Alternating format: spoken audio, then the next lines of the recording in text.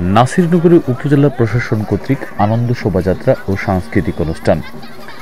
দিনব্যাপী ভিন্ন ভিন্ন অনুষ্ঠানের বর্ণিল আয়োজনের মধ্য দিয়ে ব্রাহ্মণবাড়িয়ার নাসিরনগরে বাঙালির প্রাণের উৎসব পহেলা বৈশাখ বাংলা নববর্ষ ১৪৩২ পালিত হয়েছে।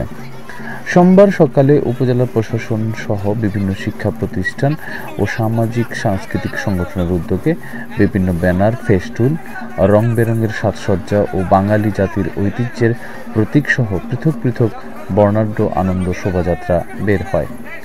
উপজেলা নির্বাহী কর্মকর্তা শাহিনা নাসরিনের নেতৃত্বে আনন্দ শোভাযাত্রাটি উপজেলা সদরের প্রধান প্রধান সড়ক প্রদক্ষিণ করে।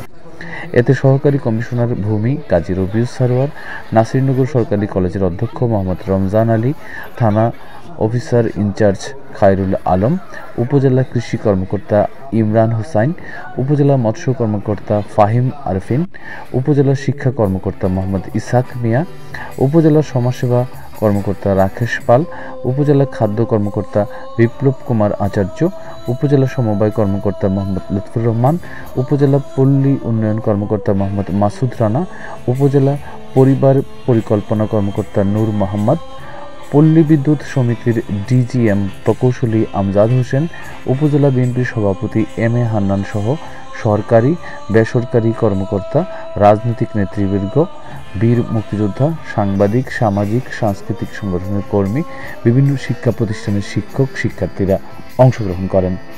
উচ্ছ্বাসে ভরা বর্ণিল এই শোভাযাত্রাটি ছিল আনন্দময় ও উৎসবমুখর। শোভাযাত্রা শেষে উপজেলা পরিষদ অডিটোরিয়ামে উপজেলা প্রশাসনের আয়োজনে এক মনোজ্ঞ সাংস্কৃতিক অনুষ্ঠান অনুষ্ঠিত হয়। উপজেলা